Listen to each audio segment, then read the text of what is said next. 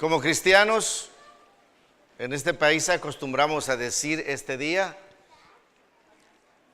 hoy es Nochebuena y mañana, Navidad. Sí, así dice la gente, ¿no? Mañana. Mañana es ¿qué? Nochebuena.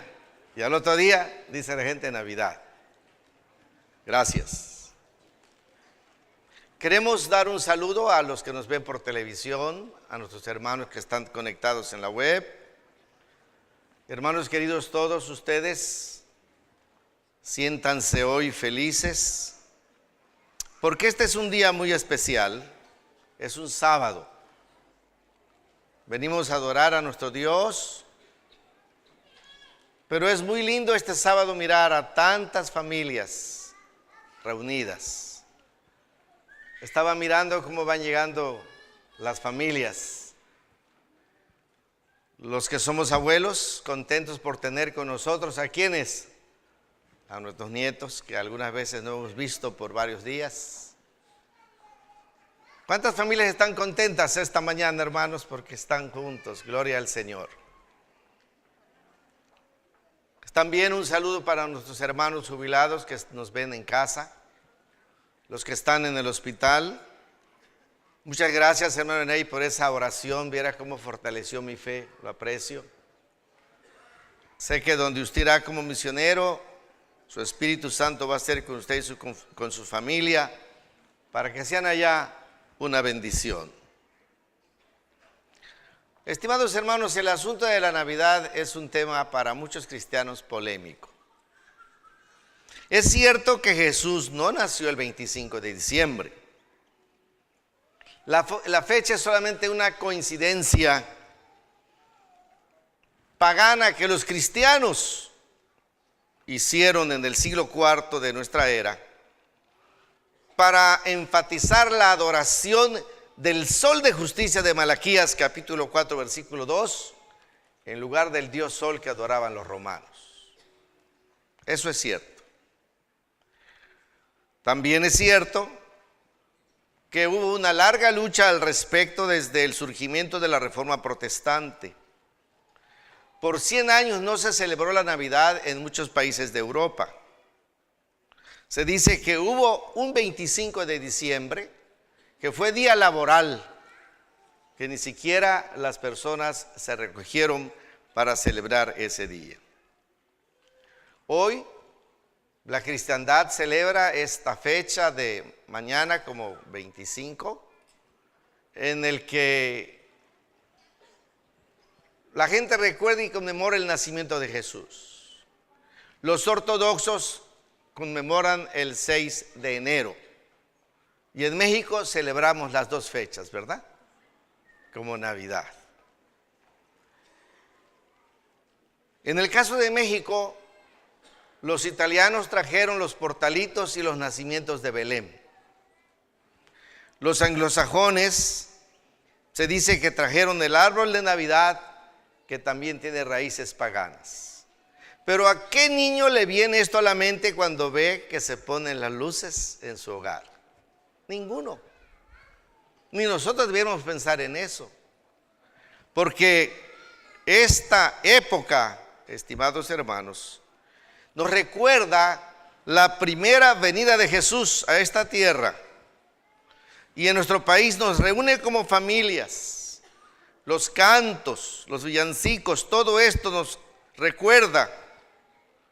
Como se dijo aquí a los niños, no me puse de acuerdo con la hermana que tuvo el rincón infantil. Dios nos dio un regalo. Y como dijeron mis dos niños, estaba yo sentado ahí entre dos teólogos. Uno habló de la muerte de Jesús y el otro habló del nacimiento de Jesús. Y yo me sentía grande porque por primera vez estaba con dos que eran más bajos que yo. Queridos hermanos, quiero desearles a todos en esta hora una feliz Navidad. A todos ustedes, una feliz Navidad.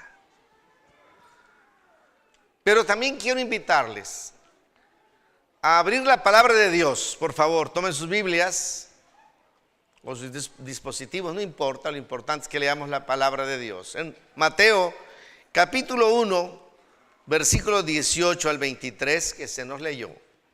Y quiero enfatizar el versículo 23, donde dice: he aquí una virgen concebirá y dará a luz un hijo y llamará su nombre, ¿cómo? Emmanuel, que traducido es Dios con nosotros. Y quisiera señalar 3 dimensiones. La primera es Dios. ¿Es verdad que existe Dios? Nosotros estamos aquí. Yo estoy delante de ustedes como un portavoz de Dios, por lo tanto, sí existe Dios. Fue en el siglo XVIII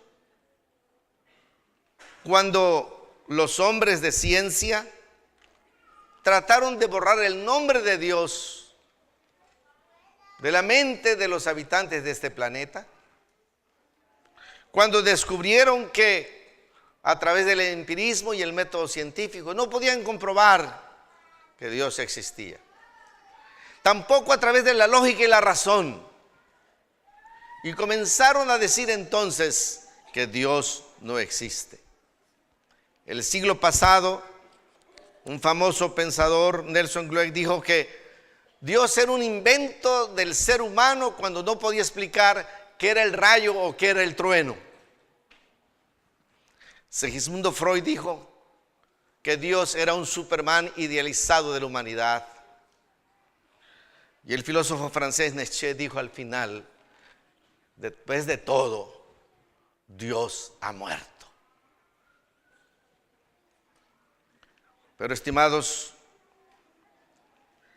aunque para muchos Dios no existe, y aunque hoy en las universidades se enseña y se tiene lástima de alguien que es religioso porque lo ven que es esclavo de viejos atavismos, de los cuales le dicen al estudiante: necesitas liberarte. Aunque a veces pasan estos estudiantes como personas a las que les tienen mucha compasión y de quienes la gente se burla, de todas maneras, Dios existe. Y en esta hora estamos aquí para hablar precisamente de ese Dios. Mencionamos mucho a Dios en nuestras plegarias, en otros momentos de apuro, o cuando nos enfermamos y nos llevan al hospital y nos ponen en una cama y es la única vez cuando levantamos la vista y decimos: Dios. ¿Realmente creemos en Dios? Esta mañana es probable que haya aquí alguien que vino por un compromiso social o quedar bien con alguien. Yo le pedí al Señor en oración que este mensaje también llegue al corazón de esa persona. Puede ser que alguien esté aquí aún con dudas en su mente acerca de Dios. ¿Me ama Dios? ¿Me quiere Dios? ¿Por qué me va tan mal? Puede ser que alguien se pregunte. Bueno, Dios no es un talismán, pero Dios es Dios. También es probable que algunos de nosotros digamos que creemos en Dios, pero nuestra manera de conducirnos no nos muestra que estemos comprometidos con Dios. San Lucas nos dice en su registro bíblico, juntamente con San Mateo, acerca de la historia de este regalo de Dios. A la usanza judía, María y José estaban comprometidos. Ese compromiso duraba 1 año. Durante ese año el esposo podía divorciarse de la esposa aunque todavía no vivían juntos. Pero nos dice aquí que de pronto María se halló que estaba ¿qué? Embarazada. José era un hombre justo. No quiso traer mal nombre sobre ella. Las leyes judías le daban el derecho de rechazarla, de producir un divorcio. Pero él era un hombre ¿qué? Justo. Este arbolito no me deja mirar los hermanos, pero voy a acercar un poquito. Era un hombre justo. Qué hombre José, ¿no es cierto? Me decía el doctor Ramírez hace un poquito que hay un programa en Estados Unidos que nos enseñan durante cierto tiempo no hablar de una persona. Si no vamos a decir algo bueno, no digamos nada malo. Qué difícil es, ¿verdad? José era un hombre, ¿qué? Justo. Pero a él se le apareció en sueños un ángel y le dijo: por favor, José, María va a tener un bebé porque el Espíritu Santo hizo sombra sobre ella, y lo que nazca va a ser un ser, ¿qué? Santo. ¿Qué misterio? Dios muestra su amor para con nosotros. Tampoco me puse de acuerdo con la que dio el rincón infantil, y me gustó ese versículo que nos hizo repetir. Vamos a repetirlo. Porque de tal manera, vamos, iglesia.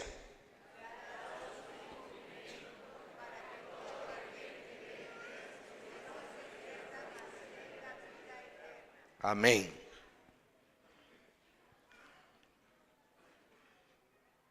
En esta mañana, cuando hablo de Dios, tengo que llevarlos a San Juan, el capítulo 1, versículo 1 al 3. ¿Quieren leer, por favor, en su Biblia? San Juan, capítulo 1, versículo 1 al 3. En el principio era el Verbo, y el Verbo era con Dios, y el Verbo era ¿qué? Dios. Este era en el principio con Dios. Todas las cosas por Él fueron creadas, y sin Él nada de lo que ha sido hecho fue hecho. En Él estaba la vida, y la vida era la luz de los hombres. La luz en las tinieblas resplandece, y las tinieblas no prevalecieron contra ellas. Versículo 14.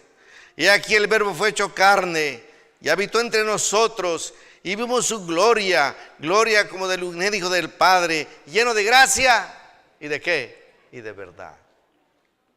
Dios siempre ha existido. Es antes que todas las cosas, dice Colosenses capítulo 1, versículo 27. Él es antes de cualquier cosa, antes que existiera el tiempo, antes que existiera el espacio, ya Dios estaba. Más allá de nuestra comprensión, más allá de nuestro entendimiento. Porque si Dios cupiera dentro de nuestra mente, dejaría de ser Dios. Y de ese Dios les estoy hablando en esta mañana. Porque ese Dios tan grande, ese Dios tan sublime, ese creador de todas las cosas, el que mandó y fue hecho, el que habló y las cosas vinieron a la existencia, ese que en el principio creó los cielos y la tierra, ese Dios, cuando dice llamará su nombre Emmanuel, que significa Dios con nosotros, de ese Dios quiero enfatizar en esta mañana. Es el que nos amó tanto que dio a su Hijo unigénito para que todo aquel que en Él crea no se pierda, mas tenga vida eterna. No nos dan oportunidad de ponernos nombre cuando nacemos, ¿verdad? Nuestros papás nos ponen Procopio porque se les gustó, o Pánfilo porque se les gustó, o Jorge porque se le gustó a mamá o a papá. ¿No es cierto? En el caso de Jesús, antes de nacer se le dijo a José, ¿qué nombre qué? ¿Qué nombre le daría? ¿Qué nombre le dijeron a José que le tenía que poner ese niño santo? ¿El nombre de qué? Jesús. Joshua o Yeshua en hebreo, que es Josué, pero Jesús significa el Señor salva. En el Antiguo Testamento era Jehová salva. Porque Él salvará a su pueblo ¿de qué? Dice la Biblia, mis hermanos, de sus pecados. Dios. Hay un himno que me hubiera gustado que alguien cantara hoy antes del culto. Se fueron nuestros cantantes. Ese himno que dice, Dios, tan solo ¿qué? Tan solo Dios. Pues El versículo 14 dice que vimos su gloria. ¿Sí lo quieren leer? San Juan 1:14 conmigo, por favor, otra vez. Y aquel verbo fue hecho ¿qué? Y habitó entre, y vimos su ¿qué? Gloria. Gloria como del unigénito del Padre, lleno de gracia y de verdad. Jacob vio la gloria de Dios luchando toda una noche con él y al final dijo: no te soltaré si no me bendices. Vio la gloria de Dios. Moisés vio la gloria de Dios en una zarza que ardía y no ¿qué? Y no ¿qué? No se consumía. Elías vio la gloria de Dios en ese silbo suave y apacible. No estaba en el trueno, no estaba en la tormenta, no estaba en la tempestad, estaba en ese silbo apacible. Los ángeles, los pastores de Belén que cuidaban sus ovejas en las colinas, vieron la gloria de Dios en esos ángeles, en ese coro angelical que decía: gloria a Dios en las alturas, en la tierra paz para con los hombres de buena voluntad. Ellos vieron la gloria de Dios. Pablo vio una luz enceguecedora, pero a través de esa luz vio la gloria de Dios. Pedro, Santiago y Juan en el monte de la transfiguración vieron la gloria de Jesús. Mi pregunta en esta mañana es: ¿has visto la gloria de Dios? Hermanos, aquella mujer pecadora que trajeron para condenar delante de Jesús vio la gloria de Dios cuando el maestro le preguntó: ¿dónde están los que te condenaban? ¿Qué respondió el Señor? ¿Qué respondió la mujer? Ninguna. ¿Todos qué? Se han ido. Y entonces Jesús la mira y le dice: ni yo te condeno. ¿Qué cosa? Vete y qué, no peques más. ¿Has visto la gloria de Dios? Yo agradezco al Señor que cuando era un muchacho travieso de origen pagano, con todas esas cosas que cuando uno nace y la vida te lleva, conocí a mi Señor cuando tenía 16 años. Y el día que lo acepté como Salvador, vi la gloria de Dios. Alabado sea el Señor, hermanos. ¿Cuántos están felices de haber visto la gloria de Dios? Y estamos aquí para contemplar una vez más a aquel que lo hizo todo por nosotros por amor. Primera de Juan 4:8 nos dice el Señor en su palabra que Dios es ¿qué? Dios es amor. Todos sabemos lo que dice Primera de Juan 4:8. Dios es amor. El que no ama no ha conocido ¿a quién? A Dios. ¿Por qué? Porque Dios es amor. ¿Te cuesta trabajo creer en Dios como a Tomás? Finalmente Tomás vio a su Señor, vio la gloria del Cristo resucitado y cuando lo vio cayó de rodillas ante él y le dijo: mi Señor y mi Dios. San Juan 10:10 nos dice que el Señor vino a este mundo para que tengamos vida y para que la tengamos ¿en qué? En abundancia. Eso significa Emmanuel. Por eso los ángeles cantaron gloria a Dios en las alturas. Pero la palabra de Dios nos dice en 1:23 de San Mateo que Emmanuel significa Dios ¿con quién? Dios con nosotros. Esto quiere decir que Jesús, Dios, dejó su cetro de mando, se quitó su corona, se levantó de su trono, renunció a la gloria, a su poder, a todo eso, y decidió venir a vivir entre nosotros. Filipenses capítulo 2. Filipenses capítulo 2, hermanos, abran su Biblia, vinimos a estudiar la palabra de Dios. Les animo a abrir la Biblia. Dice el versículo 5, haya pues en vosotros, Filipenses 2:5, este sentir que hubo también en Cristo Jesús, el cual siendo en forma de Dios no estimó el ser igual a Dios como cosa que aferrarse, sino que se despojó a sí mismo tomando forma de siervo, hecho semejante a los hombres. Y estando en la condición de hombre se humilló a sí mismo, haciéndose obediente hasta la muerte y muerte de cruz. El Señor descendió a lo más profundo, a lo más bajo por amor a nosotros. Para que tú, mi hermana, mi hermano, jovencito, señorita, amigo que me escuchas, estimados televidentes, tú que estás detrás de la computadora mirando en la web, Jesús renunció a todo eso para venir a este mundo a liberarnos del pecado. Alabado sea el Señor, hermanos. Porque la paga del pecado es ¿qué? Mas la dádiva de Dios. Ay, qué cosa tan hermosa. Gloria a Dios en las alturas. Paz. Los habitantes de este planeta luchan porque haya ¿qué? Paz. Tranquilidad, bienestar. Los grandes dirigentes de las naciones le prometen a los habitantes paz, prosperidad, seguridad. Pero no lo hay, mis queridos hermanos, no lo hay.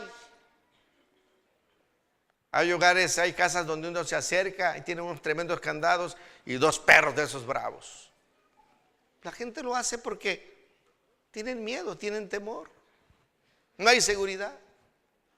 Pero qué lindas palabras las de San Juan capítulo 10, versículo 10, la última parte. Lo podemos leer nosotros. La paz os dejo, mi paz os doy. Yo no os la doy como el mundo la da. No se turbe vuestro corazón ni tenga miedo. Y eso significa Dios ¿qué? Dios con nosotros. Él vino a perdonar nuestros pecados, a quitar la carga de culpabilidad y a poner paz, ¿dónde, mis hermanos? En nuestro corazón. Y aunque esta es una historia quizá muy conocida por ustedes, y aunque se la han relatado quizá a sus niños, creo que este día es bueno recordar y rememorar. Que gloria a Dios en las alturas, porque Él vino a este mundo para hacer paz a nuestras vidas. ¿Están felices por eso, amados hermanos? ¿Cuántas veces me he preguntado, ¿qué hubiera sido de mi vida si yo no hubiera conocido a mi Señor? Mis raíces son de gente muy violenta. Mis parientes que no son de la fe son como un cerillo. Nada más los raspas tantito y se incendia. Mujeriegos, borrachos, jugadores. Pero Dios me ha dado hasta larga vida. Y por eso esta mañana doy testimonio. En primero, de que hay Dios. En segundo, de que Dios es amor. Y tercero, que lo amo a pesar de mis flaquezas, debilidades, porque Él pagó para que yo tenga paz en mi corazón. Estoy muy contento porque esta fecha reúne a la familia y por primera vez en muchos años casi tengo a toda mi familia conmigo, mis nietecitos. Hay una que me quiere mucho, siempre que me abraza me dice, amo mucho, Tito. Ahora me dice con mucha claridad, porque tiene problemas en su lenguaje, te amo mucho, Tito. Y me siento feliz porque puede hablar claramente. Me falta uno. Lo extraño. ¿No están ustedes felices por estar reunidos con familia, mis hermanos? ¿Verdad que sí? ¿O añoramos que estuvieran aquí nuestros hijos y nuestros nietos a nuestro alrededor en estas fechas? Eso significa, Emmanuel, Dios pagando nuestra deuda en la cruz, como dijo ese niño, para que tengamos ¿qué? Vida eterna. Pero Dios con nosotros Podemos ponerlo de otra manera. Podemos decir a través del hermano White las siguientes palabras. Dice: su divinidad fue cubierta de humanidad, la gloria invisible tomó forma humana visible. Sacrificio y ofrenda no quisiste, pero me preparaste un cuerpo. La encarnación de Cristo es un misterio, es el misterio de los misterios, pero es una realidad. Él vino a vivir entre nosotros. El deseo de todas las gentes, en la página 14 dice: por su vida y su muerte, Cristo logró aún más que restaurar lo que el pecado había arruinado. Era el propósito de Satanás conseguir una eterna separación entre Dios y el hombre. Pero en Cristo llegamos a estar más íntimamente unidos a Dios que si nunca hubiésemos pecado. Ay, ay, ay, hermanos, qué lindo. El Señor no ve nuestra vida, ni nuestros renglones torcidos. Por eso, hermanos, no miremos a la tempestad, no miremos las ondas del mar que nos quiere tragar, miremos a Jesús. Porque cuando Pedro miró las olas que lo tragaban, ¿qué gritó? Señor, ¿qué? Sálvame. Y el Señor lo tomó, ¿y qué? Y lo salvó. Esta mañana nadie tiene que sentirse apesadumbrado. No se me sientan desanimados, mis hermanos. Todos pasamos por pruebas, pero el Señor está con nosotros. Él fue tentado en todo, pero ¿sin qué? Pero sin pecado. Él nunca pecó. Jamás le falló al Señor. Sí tomó nuestra flaqueza. El don profético dice que tomó sobre sí esta naturaleza humana con 4000 años de maldad. Pero no tuvo nada que ver con Lucifer, nada que ver con el diablo. Y su victoria y su vida nos declara a nosotros justos delante del cielo. Y nos da derecho a tener ¿qué? Vida eterna. Y en esta Navidad, en esta época, en este tiempo del año, San Pablo nos recuerda: justificados pues por la fe, tenemos paz para con Dios por medio de nuestro Señor Jesucristo. Isaías 53:5 dice que Él fue herido por nuestras rebeliones, molido por nuestros pecados, y el castigo de nuestra paz fue sobre Él, y por su llaga fuimos ¿qué? Curados. Alabado sea nuestro Dios. Romanos 8:1.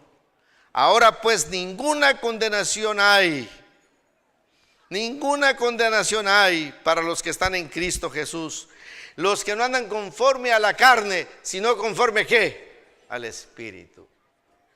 Hermano querido, arrepiéntete, pide perdón, ríndete al Señor, ya no te resistas en abrir tu corazón, acéptalo.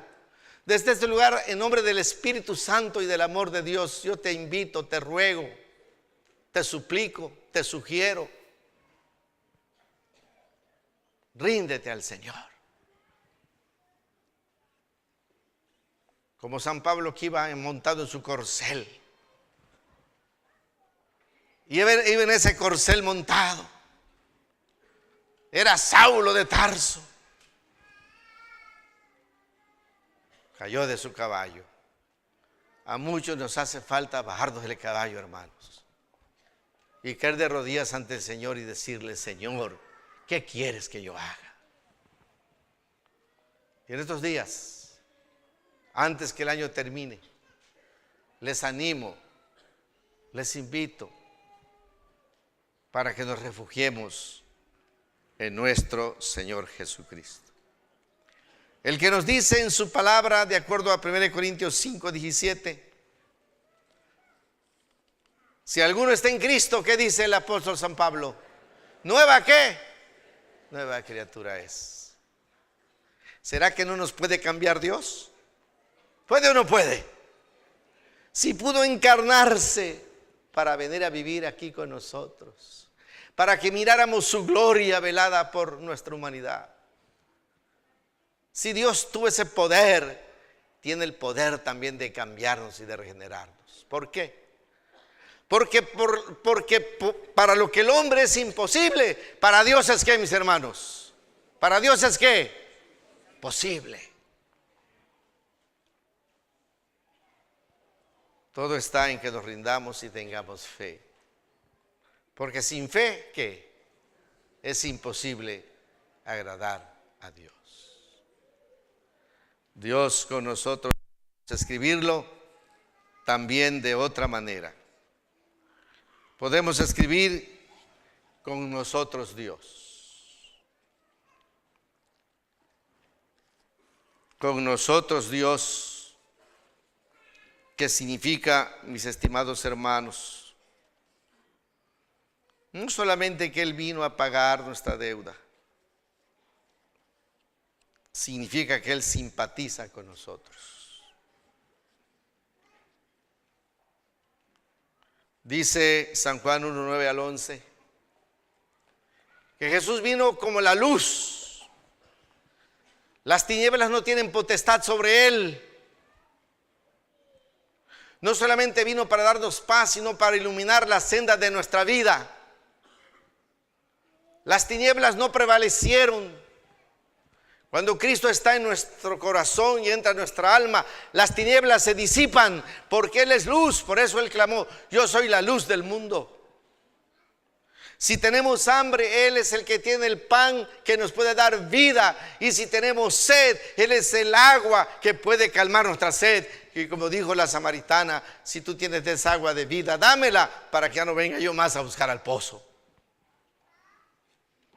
Y cuando tomamos de esa agua, nuestra alma se refresca, cobra nuevo ánimo, tenemos fuerzas para seguir adelante en esta vida, que el Señor sabe que no es una vida fácil. Por eso con nosotros Dios, poniéndolo de otra manera, significa que Él vino a poner su carpa en medio de las carpas nuestras.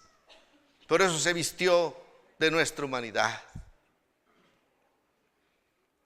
Y nos enseña, como dice Filipenses 4:13, que si con nosotros está Dios, todo se puede en Cristo Jesús. ¿Se puede o no se puede, hermanos?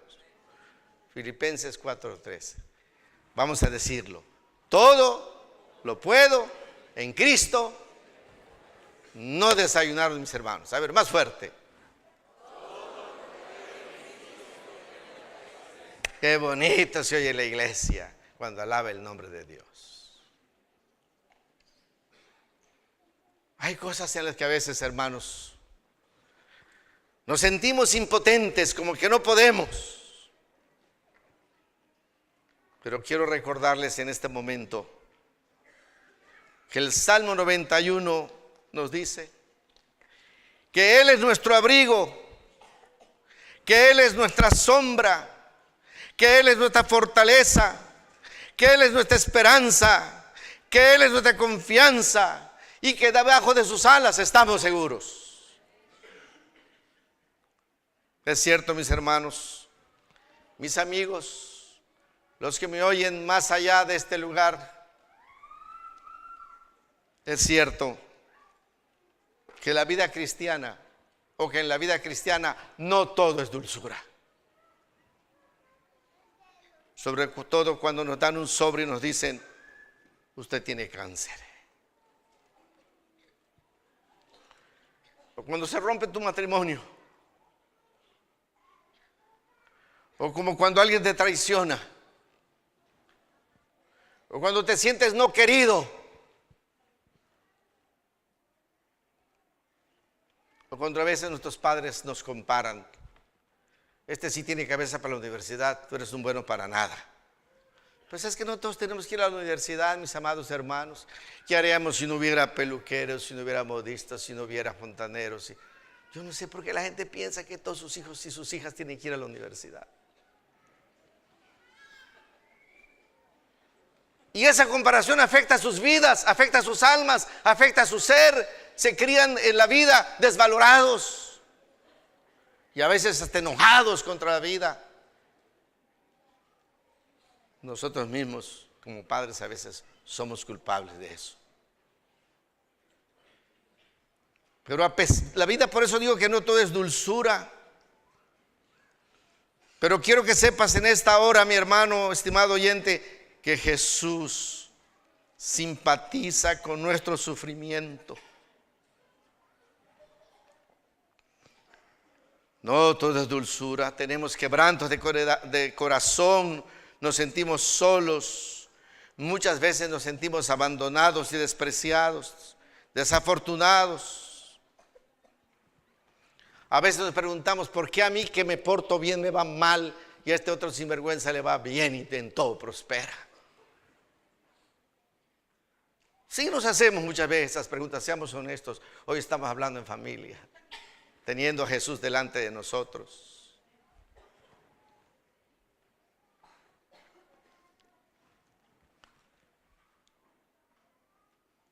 La buena noticia es que Emmanuel significa que Jesús se identifica con nuestras mortificaciones.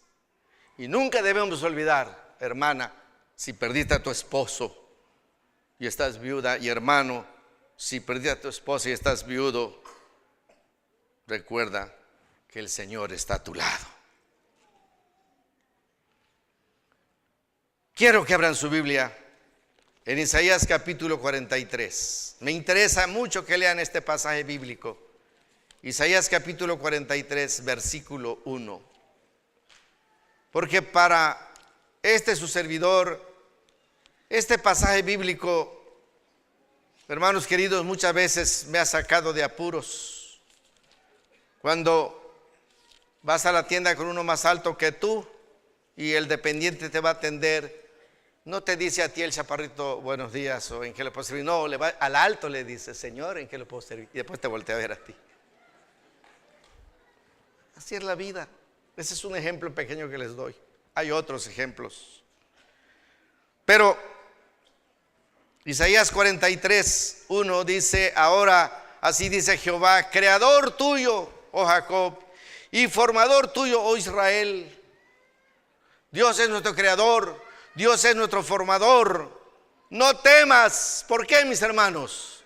¿Qué dice su Biblia? No temas, ¿por qué? Porque yo te redimí. ¿Qué más dice? Te puse ¿qué? Nombre. Y luego, ¿qué añade? Reclama su derecho de propiedad. Yo le pertenezco al Señor. No importa que esté bajito, pero guapo. Eso es lo importante, es lo que cuenta, mis hermanos. Sí, eso es lo que cuenta. Que eres tu formador, eres tu creador. Eres rabioso, pídele al Señor, quítame esta rabia, Señor. El Señor lo puede hacer. Él nos puede transformar. Tenemos ese lema aquí mucho. No se imaginan, hermanos, cuántas veces yo he estado de rodillas y miro esa luz ahí y digo, Señor, transfórmame. Necesito ser transformado.